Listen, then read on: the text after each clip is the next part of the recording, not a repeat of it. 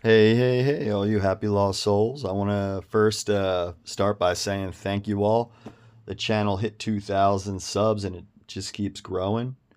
Um, if you're new to the channel talks a lot about a mysterious and vast archaeological collection that um, I have discovered over the course of the last 15 to 17 years. I talk a lot about that. Um, the finds in this collection possibly rewrite archaeological history. Um, they go back and estimate it 70,000 years or older, all the way up to present time. Um, but this video, yeah, I also do a lot of original music, philosophical conversations, poetry, just a whole collection of kind of my own interests. Um, so if y'all find any of these things interesting, definitely hit that subscribe button and turn on the little bell. I put about 3 to 4 videos up a month generally. Um, so there's no schedule for them.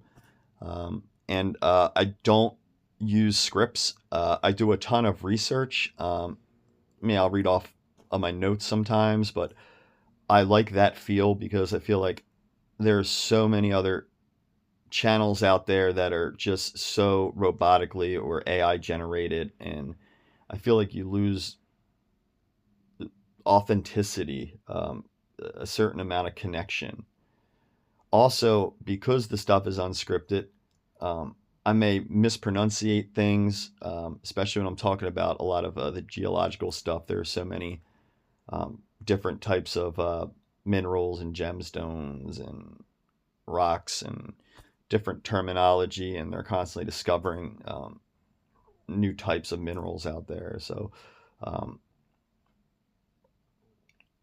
anyways, um, that's kind of an overview of the channel. But what this video right now is going to be about is something that really irritates me in the archaeological community, especially in the archaeological community. If anybody considers archaeology a science, they need to reevaluate what archaeology is. Archaeology is a philosophy more than it is a science. It uses a bunch of scientific fields in order to gain evidence to better try to understand what had happened in the past. But guess what? Nobody knows exactly no one, because nobody has a time machine that I know of. So what really irritates me is a lot of these channels, these armchair skeptics out there that want to take any kind of out of box theory pertaining to the past, or any kind of realignment of the timelines, um, or any kind of questioning of the evidence. Uh, well, they're gatekeepers. That's what they are. Whether their channels are being funded or supported by the institutions that want to protect certain narratives, or whether they're just truly skeptics. A skeptic is somebody who is not a critical thinker. They're lazy. And it goes against what scientific method is all about. Scientific method is about being open to every possibility until those possibilities are ruled out. And in archaeology, especially North American archaeology, you have a major problem because the gatekeepers for years and years and years have been pushing one narrative, and that's the Clovis first model. And the reason they do this is because there was a cover-up. Just like in America, we have the Smithsonian. In Egypt, there is the Board of Antiquities or Egyptology. It's its own field, separate from regular archaeology. And you cannot put anything forth and be taken seriously in the field of academia if you go contrary to what that agency or those gatekeepers think. The Smithsonian was an institution that was funded by an Englishman from Great Britain. And I'm not going to go into all the names and the history of the Smithsonian. Maybe I'll make another channel about that, or another video about that, I mean. But the Smithsonian was created at a critical time. It was created right when Darwin came out with his groundbreaking theory of natural selection, evolution. Now, this was a hot button issue, very controversial at the time. Religion was still being taught in a lot of schools, especially throughout the Bible Belt. You know, the Scopes trial.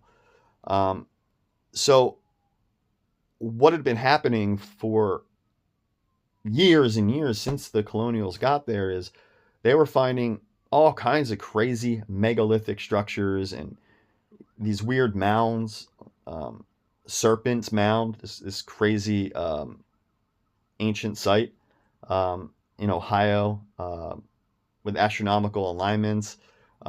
There are so many stone structures up and down the east coast of North America that match those found all over the world in an ancient time.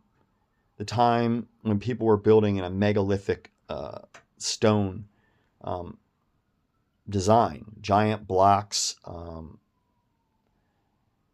cyclopean type masonry, huge blocks fitting together perfectly, dolmens, chambers, circles, passage tombs. There are so many of these up and down the East Coast. I believe it's something like there's 5 times more stonework, moving, placing, excavating than there was in all of Egypt over all of time. There are so many, in fact, that you can go to the moon and back with how many rocks that they moved and made these walls, and also lots of hill forts and cairns and any type of megalithic structure seen around the world. You could see it up and down the East Coast. And they go from about Maine and down to Jersey. There's even some in New Jersey. And I've been to several locations. It's right around my area in Pennsylvania where there are collapsed dolmens, massive quarried granite boulders. And the thing that gets really interesting is if you start looking at all the older colonial structures around, like any kind of dams or canals, or you notice that they're sitting on top of a much older version of the same thing. So like if you look at the modern dam, there'll be another dam under it built in a megalithic style. Or if you look at one canal, you realize down beneath the sediment and mud that there's these giant blocks that keep going deeper. Almost like the colonials just put their stuff on top of pre-existing infrastructure. Now, a lot of these megalithic blocks are on the historic record because when the first European settlers in the late 1500s, 1600s got up into that area, they drew pictures of them and documented them. Many of them are still in the same place today as they were, 300, 400 years ago. But they were already here sitting in that place for God knows how long, thousands of years before the first Europeans got here. So the excuse that these are just fields from, boulder walls from moving stones out of plow fields, or if they're just animal enclosures, or they're just simply, the funniest thing is they're colonial root cellars, or no, they're not. They're tombs. There's clear examples that look identical all over the world of these same structures. We just don't talk about them in North America, and we stopped talking about them when they started finding very, very big bones and very odd things like horn skulls and things like that in these around these mound sites and these burial mounds. Now, you figure bigger blocks mean bigger people. And the ultimate flaw in anybody's argument against this is show me the evidence of where we dug and did actual archaeological surveys and studies in North America below the 13,000 year mark. Everyone just stopped digging and said, oh, that's when the first people got here. Well, how do you know? Did you check any of the strata underneath of that? Or did you choose not to because it didn't fit your theory? So the Smithsonian, again, created out of a private person's fund in order to advance scientific exploration in the field of evolution. But it was a major gate is what it really served as. Because the Smithsonian realized they started finding mounds in some pre-flood culture existing on a global scale that the Bible comes back into play. And if the Bible is on the table, then evolution can't be. It had to be a one or another thing. So essentially, the Smithsonian ended up becoming a guardian for Darwin's theory, essentially. And what this does, I'm no super religious nut or anything like that. I'm not, that's not my thing. I respect all that and everything, but I do acknowledge it that these stories were so important that they were put to pen and paper or to tablet with clay and a stylus or to animal skin or to scrolls or to copper. At some point in time, these stories were important enough to write down, so important that they had to be carried on. Now, things throughout time in any kind of book or story can change slightly, but the main root details in all of these stories is that at one point there were very, very big, giant human-type people around. And I hear a lot of skeptics argue about, oh, well, a lot of skeptics will say the argument that at one time all animals and other plants were bigger it isn't an argument to me. Of course it is. It just wasn't insects and plants that got bigger. Does anyone remember the megafauna before the ice ages? When armadillos were the size of a car and turtles were the size of an SUV, and there were massive lions wandering around North America 5 times bigger than the ones in Africa, and there were 3-toed sloths the size of elephants, ground sloths. Does anyone remember that? The current theory on that is that a few parties of hunters and gatherers over the years killed all these gigantic herds of mammoths and megafaunas off with sticks and spears. No. Everything got wiped out by some sort of event. It could have been a solar flare, it could have been a comet, it could have been a meteor. Most likely a comet, or the combination of multiple occurrences. Major bottlenecking event across all species, not just the megafauna. There's no way early groups of humans could hunt all these things to death with spears and sticks. It's not going to happen. Okay. Again, another lazy theory. Anyone out there who wants to immediately shut down or discredit any kind of conversation about this is simply a gatekeeper. And if you think you're absolutely right, then show me your time machine. That's why in archaeology, skepticism is needed, but it's also extremely pretentious, because even if you do the best archaeology, you're still just making a better guess. And archaeology that's not found intact or in situ, like not in the same place in stratification of where it fell, not in context, is useless.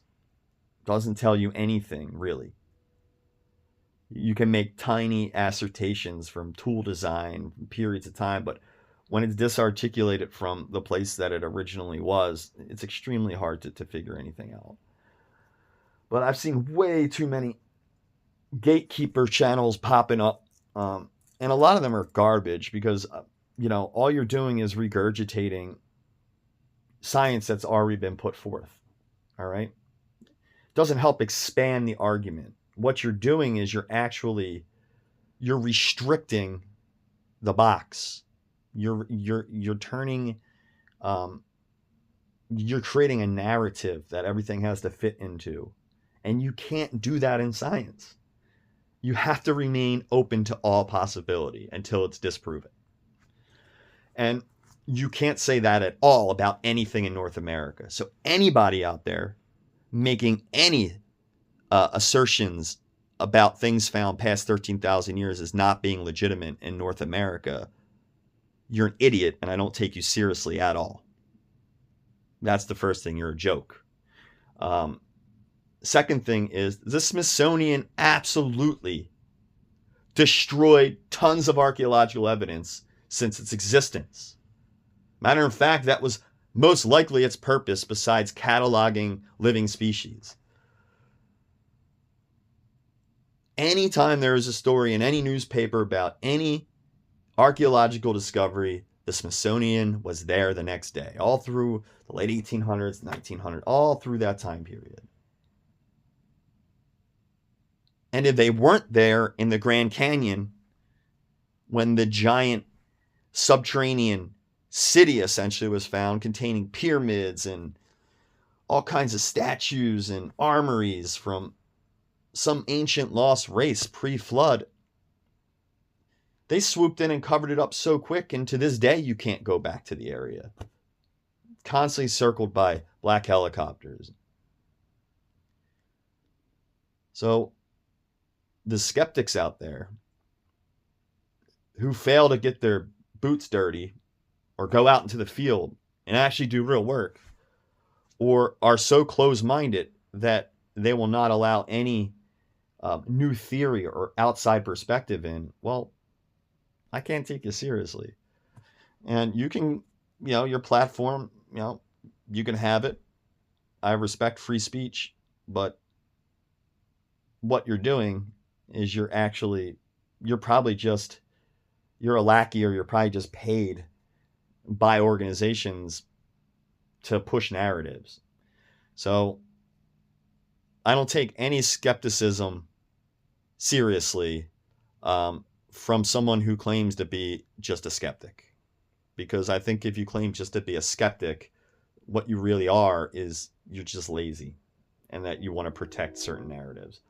Are certain things fact? Yes. Once they become fact, once scientific method has proved them fact, then sure.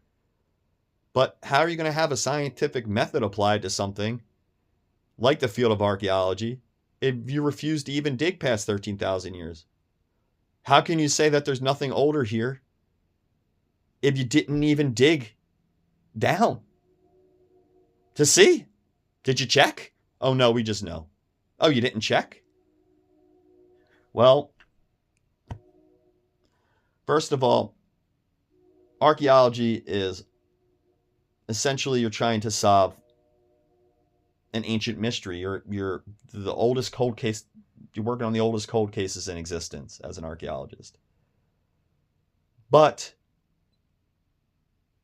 there's no witnesses other than the evidence that you find and the science that you can apply to them. There's no living witnesses around in most cases, unless it's rather recent archaeology. There's no one to ask. So, without railing on any further in this rant, I just really want to put out there, you beware of paradigms, beware of gatekeepers, and always keep your mind open. And let nobody discourage your opinion. Don't let anybody laugh at you. Because until they test your idea and disprove it entirely, It has to be left on the table as a possibility, or else you're not doing real science. So my field of study in college was actually psychology. That's what I have a degree in, but I have an associate degree in archaeology, anthropological studies, along with education, and I think one other. I forget the other degree. But point being, my major scientific work in college was in the field of geology, and geology is crazy in its own right, because if something is disassociated or within the strata, like a lot of times what strata is, or layers of earth are, is if you're looking at like a wall or a cliff face, let's say, and you see all the different bands of color, all the different layers that are now rock that have been turned to stone, all these sediments laid down, now they're layers of stone, and you're looking. The oldest is on the bottom, closest to the bedrock, the oldest layer in that strata. The most top layer was laid down most recently. It's the youngest. Now, if you're going down and all the strata is nice and straight, and then all of a sudden a weird uptick or a weird thing breaks up that perfect strata, and all of a sudden now you have angles coming upwards within the strata of the rock. This means that there are sometimes a million or a billion years of history missing, because what happens is, in a lot of deposits or compositions of deposits, there will be long, vast periods of time where, because of the conditions or the environment, that no sediment gets laid down. So now you've lost the entire record for that. You know, the Earth is missing billions of years of historical geological record because sediment just wasn't laid down all the time. So right there, there's a massive flaw in the design. So archaeology, not a science, philosophy. Any answer that it ever attains isn't 100%. It's always just the best guess, because no one has a time machine. And secondly, what about all the stuff we haven't found yet because it's deeper, or we just haven't stumbled across it? So to remain skeptical in a field where you don't even know the latest discovery yet, how do you do any kind of meaningful science like that? Anyways, guys, don't be discouraged by the gatekeepers. They're out there. Our job is to destroy them and to create new paradigms, and keep open minds and figure out the real story of humanity, not the one that they want to tell you, but the one that actually occurred, or at least as close as possible. And start taking ancient writings and stories that have been venerated and enshrined and immortalized over our existence of written history. They have to be looked at with some sense of truth. Anyways, guys, I love you all.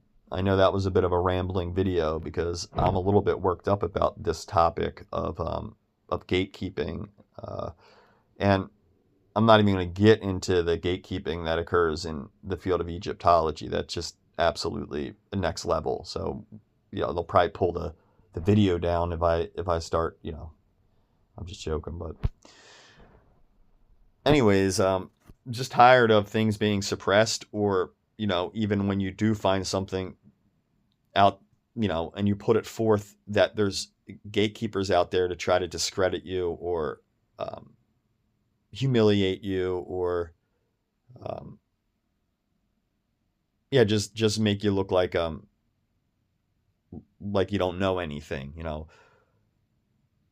That's not healthy for the field to advance it.